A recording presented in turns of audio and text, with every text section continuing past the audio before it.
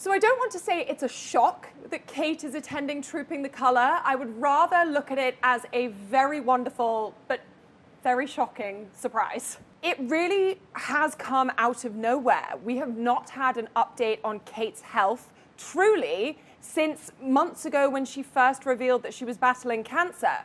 We've been told by William here and there that she's been doing well, but no real news has emerged about how her cancer treatment has been going. So we got really the double whammy here. We got the surprise that Kate is going to attend Trooping the Colour, and in addition to that, she released a statement and a photo giving some really wonderful insight into how this journey has been for her. You know, I think the news alone that Kate would be attending Trooping the Colour suggests that she's doing very well. And I think, honestly, that's partly the reason why they chose to announce it in a statement from Kate. So had they simply said, yes, Kate will be there may have been rejoicing. People may have said, oh my goodness, she's better, she's cured, whatever it is. But I think the announcement from Kate herself and the information that she gives us about her treatment, that's really where we need to take guidance from in terms of her progress. Because yes, she says she is doing well, she says she is making progress, but she's very, very honest in the fact that this is not an easy journey, that she has both good days and bad days. And on those bad days, she feels weak, she feels tired, and she still knows that she has months ahead of her in her treatment journey. I mean, it's a relief to everyone. I breathed a huge sigh of relief when I heard that there was news coming about Kate. You do wonder, you can't help but wonder what that news is going to be, what she's going to share, and what she's going to look like. And the fact that she released this absolutely stunning portrait of herself, looking, yes, quite contemplative, yes, quite pensive, but also very healthy and like her normal self, that was a huge reassurance to everyone, not just me.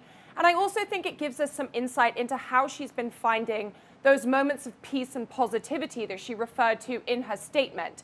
Spending time outdoors is something that Kate has always loved to do. So I think it makes perfect sense that when she came time to take this portrait, she chose to do so in the lush grounds of Windsor Castle, where she's been spending the majority of her time. I mean, she still looks like Kate. She is still Kate. However, this image is much more reflective, I think you could say. The video was very much about Kate sharing in her own words what was incredibly devastating and difficult news. This image is a little bit more peaceful.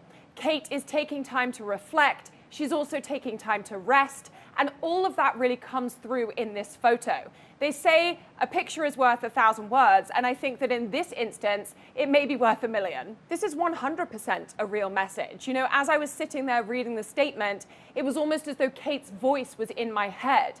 This is her through and through.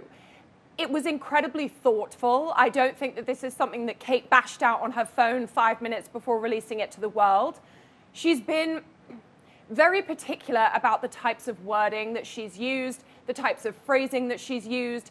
She gives people hope, she gives people positivity, but she is very honest in reminding the world that her battle is not over, that she still has a ways to go before she is able to say, yes, I feel better, yes, I'm ready to come back to duty. She gives us a kind of glimpse of what she has been up to, and again, once more, she asked the world for that time to allow her to heal. And I think those very quiet, very polite reminders are something that she's keen on doing, because whenever she releases one of these statements these days, after that disastrous Photoshop incident, I think what she's doing is she's proving to the world that she's still there, that she's still okay, that she's still very much in control of as much as she can be in control of, but that she's still a person. And behind closed doors, she still needs space and time to go through what is an incredibly difficult thing. I mean, I think Kate has really taken the reins here. You know, after that Photoshopped image was released, Kate, at that point, she just took over. She released a statement saying, it was me, I was the one who edited the photo. She took full responsibility for that. And although I don't think she's necessarily the only person who should take blame for that incident, it was then and there that Kate appeared to say to the world, right, this is my journey, this is my story, this is my battle that I'm going through, and I'm not going to have other people speaking for me. From now on, any updates that are going to be shared about my health journey will be done so in my own words. And this statement is a really wonderful example of that. Kate's personality and Kate's stoicism really kind of sings through every sentence. So Kate talked effectively about the ups and downs in her chemotherapy treatment and in her cancer recovery. She said that she has good days and she has bad days. And she also offered some insight into what those look like. So she said that on her bad days, she feels weak, she feels tired, and she kind of has to give in when her body really wants to rest. Now, anyone who knows Kate knows that she is by no means a person who likes to sit around and laze about. She's up, she's at him, she's active, she loves sport, she loves being outside. So the fact that she kind of used that phrasing, though she has to give in, it indicates that it's probably something that took her a little bit of time to get used to. I think she probably found it incredibly frustrating, at least at first, that she didn't feel capable of doing everything that she's so used to doing. But then on the flip side, you have the good days. And Kate was very clear to let the world know that on those good days, when she feels up to it, she is taking full advantage. The first thing she mentioned was that she's had the opportunity to engage in school life. In other words, she's had the opportunity to get involved in her children's day-to-day lives, which we know is something that is so very important to her. Now, engaging in school life could mean anything. Doing the school run, helping the kids with homework. I think at this point in time, Kate will take anything and everything she can get. She also said that she's engaging in activities and hobbies and habits that really bring her joy and entertainment. And I think as anyone who's been through chemo, anyone who's been through a major illness will know, yes, you may have bad days, but when you have a good day, you want to capitalize on it. You want to seize upon that energy and make the most of everything you possibly can. Now, Kate also said that she has been doing a bit of work from home, which first of all just reminds us that she is a workaholic. She puts duty above almost everything else, apart from maybe her family and loved ones.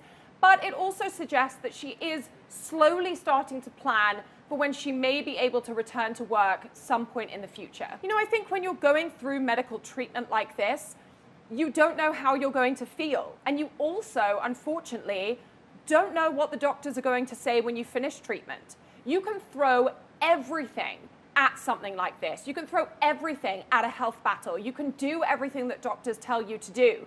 But when you go into that appointment after your final chemotherapy treatment, you really don't know what the doctors are going to say. And I think that's what Kate is dealing with right now.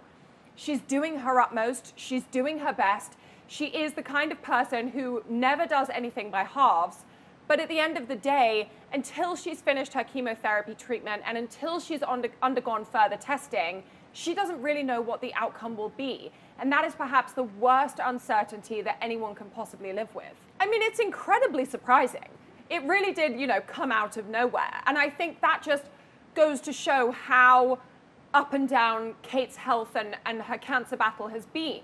She talked in her statement about uncertainty, and I think this is also the kind of uncertainty that she's living with. She doesn't know until less than 24 hours before an event whether she might feel up to it. And the fact of the matter is, she may get to tomorrow and have a really bad day.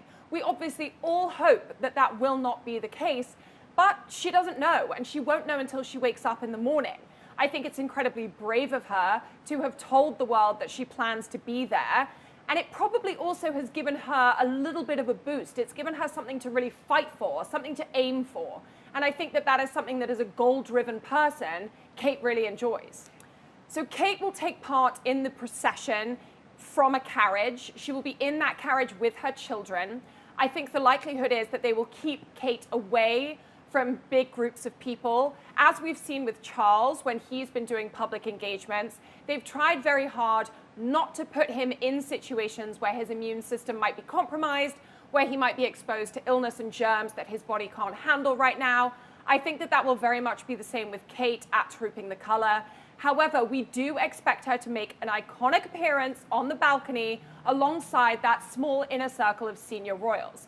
So Charles will be there, Camilla will be there, William, Kate, and all of their children. And that, I think, is going to be an absolutely incredible image.